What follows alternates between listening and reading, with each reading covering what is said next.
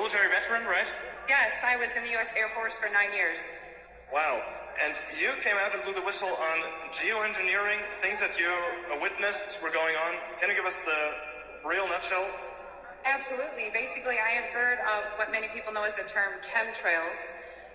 And I worked in a job called bioenvironmental engineering, and I thought that was insane. And why would we do something like that? Modify the weather by using hazardous materials in our atmosphere?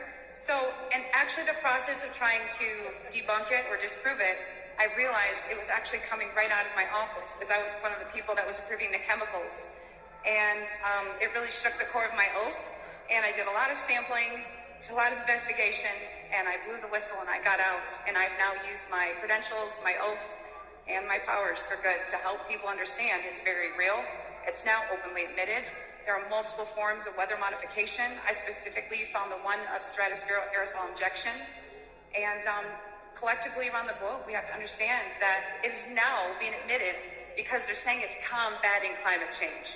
While the climate change we need to be worried about is man-made climate engineering, also known as geoengineering. And when you say you had chemicals being pumped into the air, what kind of chemicals are they putting out that rain down on humanity, basically? Nanoparticulate metals, like we had different sulfates and barium and strontium. I know it's probably changed over time. I know they use silver iodide for certain things, but these are, the odd part of it was the quantities that I saw them coming in, the form that they were coming in, and it's the same type of materials that I was trying to engineer out of the workplace to substitute with safer materials.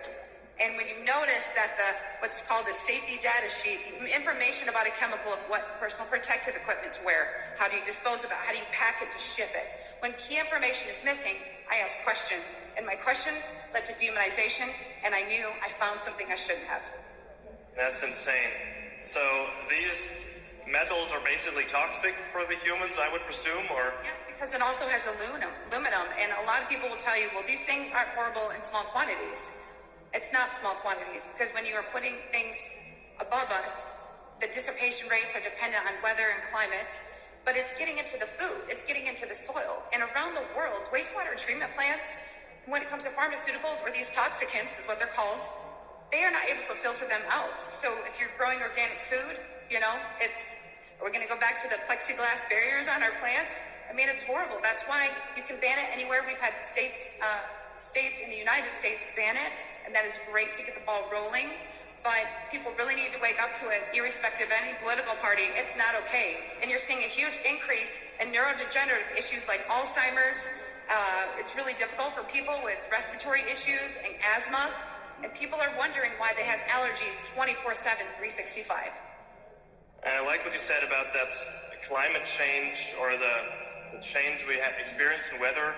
Often we can't disconnect that from these geoengineering activities. Do you want to say something more about that? I mean, how do we feel that? Is there proof or so that is definitely coming from that? Yes, there are places that openly admitted it. Remember Dubai? And then when people got upset, they retracted it, but the can was already opened. And the issue is, I know this sounds silly, but when you watch movies with time change, they say if you do something and something changes, it changes the ripple throughout time. If you are modifying the weather, you are messing with Mother Nature. And meteorology is a very, very thorough study. And I do know a lot of it because of my profession of plotting hazards, but it does not make sense when you are altering nature where things are not naturally supposed to occur. We have massive flooding in California, and we have a system called HARP that is in the United States. And the same people who demonized me 5-10 years ago are now going, wow, because they're finding it's openly admitted in all of our U.S. documents. The U.S. is absolutely not the only country doing it. Wow, that's crazy. Well, thank you very much for coming out on that and letting humanity know what's going on. Thank you so much.